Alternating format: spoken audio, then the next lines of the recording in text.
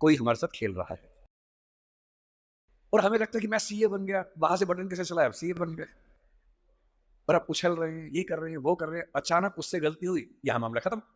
जैसे video game में आपसे गलती हुई, अंदर वाला खत्म हो जाता है।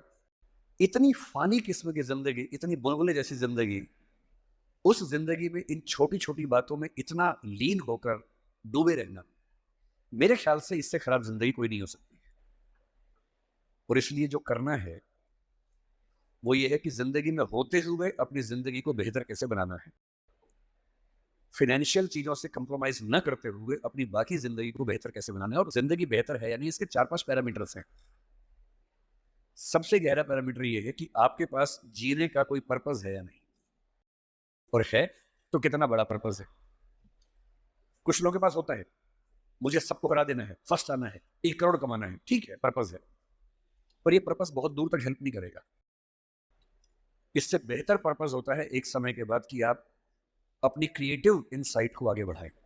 मेरी पहली आपसे गुजारिश ये है कि सीए बनने के बाद अपनी क्रिएटिव इंस्टिंक्ट को मरने मत दीजिए। कुछ क्रिएटिव, कुछ भी हो, वो क्रिएटिव हो सकता है कि आपको पेंटिंग करना पसंद हो, आपको पोएट्री पसंद हो, आपको फिल्म बनाना पसंद हो, फिल्म देखना पसंद हो, कुछ ऐसा। क्योंकि जो क्रिएटिव नहीं है, कई थिंकर्स कहते हैं कि जानवरों के पास भी 5 सेंसेस होती हैं, मतलब सबके पास नहीं, लेकिन जैसे गधे के पास है, गाय के पास है, भैंस के पास है, 5 सेंसेस है, हमारे पास 5 सेंसेस है। तो वो कौन सी चीज है जो मनुष्य को उनसे अलग करती है, तो वो क्रिएटिव सेंस है। और जिसने अपनी क्रिएटिविटी को ही मार दिया, फिर वो तो एक मशीन है, फिर काहे का इंसान।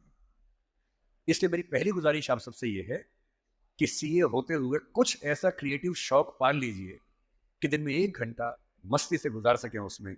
वो कुछ भी हो, फिल्म देखने से लेकर कविता लिखने तक, पेंटिंग करने तक, कुछ भी हो। गाना हो, गाना सीखिए, सिंगिंग सीखिए, इस उम्र में सीखिए, तबला बजाना सीखिए, हारमोनियम सीखिए, गिटार सीखिए। कुछ ऐसा जो करते हुए डूब जाने का मन करे। बस कुआं खोदना मत सीखना, उसमें डूब गए तो मुश्किल हो जाएगा। बाकी कुछ भी जिसमें आपको मजा आता हो सीखिए। दूसरा, एक ऐसा पर्पस जीवन में रखा, बेशक इतना सा पर्पस हो, अपने घर के आसपास 3-4 गरीब बच्चों की पढ़ाई का खर्चा उठा लीजिए, उनसे हफ्ते में एक बार मिलते रहिए, और आप पाएंगे आपके चेहरे पर पहले से ज्यादा चमक आनी शुरू हो गई है। और आपको कंपटीशन, परेशानी, वो जो नफरत का माहौल दिन भर होता है, इसको हरा दूं, उसको हरा दूं, इस सब से मुक्ति मिलने लगी है, और आप अंदर से एक बेहतर इंसान बनने के प्रोसेस में आ रहे हैं। तीसरी बात, आप कितने भी सफल हो, यदि आपके जीवन में कुछ खास रिश्ते ऐसे नहीं हैं, जिन रिश्तों के साथ, चाहे वो प्रेम का हो, विवाह का हो, भाई का हो, बहन का हो, दोस्त का हो, जिनके साथ आप अपने मन की हर बात खुल के कर लेते हैं। इंसान को इंसान बने रहने के लिए कम से कम 2-3 ऐसे रिश्ते चाहिए होते हैं जहां वो पूरी तरह से सहज होकर रह सके, जहां उसको पर्दा न लगाना पड़े। हम सब दिन भर पर्दे लगाते रहते हैं, खुद को ढकने में लगे रहते हैं। जब भी किसी से बात करते हैं, खुद को छिपाते ज्यादा हैं, सामने कम लाते हैं, क्योंकि समाज का उसूल ऐसा होता है। कोई तो ऐसी जगह हो, कोई तो ऐसा इंसान हो जहां आपको पर्दे की जरूरत ना हो, आप खुल के अपने मन की बात, हर बात कह सके। इसलिए मैं अपने जो काउंटर पार्ट्स हैं, चाहे वो सिविल सर्वेंट्स हो, चाहे आप सीए हैं, मैं अक्सर कहता हूँ कि जिंदगी की बैलेंस शीट में पैसे के साथ साथ creativity, emotional satisfaction, personal space.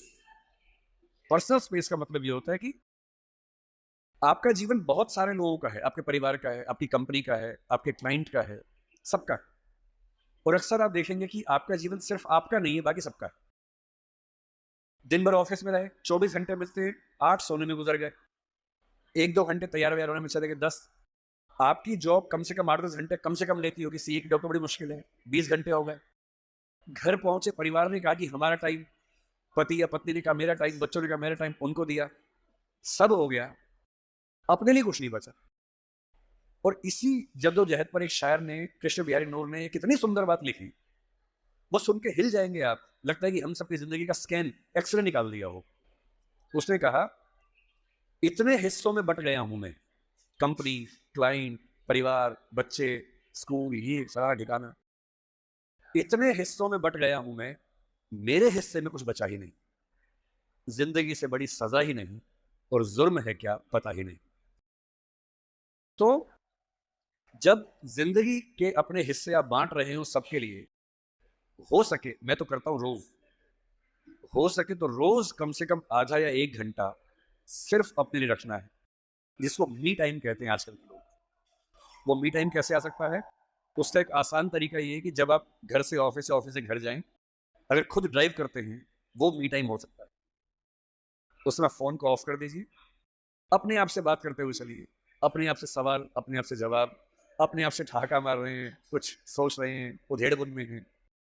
अगर वो नहीं मिलता टाइम, तो घर पे या ऑफिस में कुछ आधा घंटा निकालिए, कागज़ पेन लेके बैठिए, कुछ पॉइंट्स नोट कीजिए और रोज़ सोचिए कि आज का दिन मेरी ज़िंदगी को किस तरह से कंट्रीब्यूट करता है, अगर करता है या नहीं।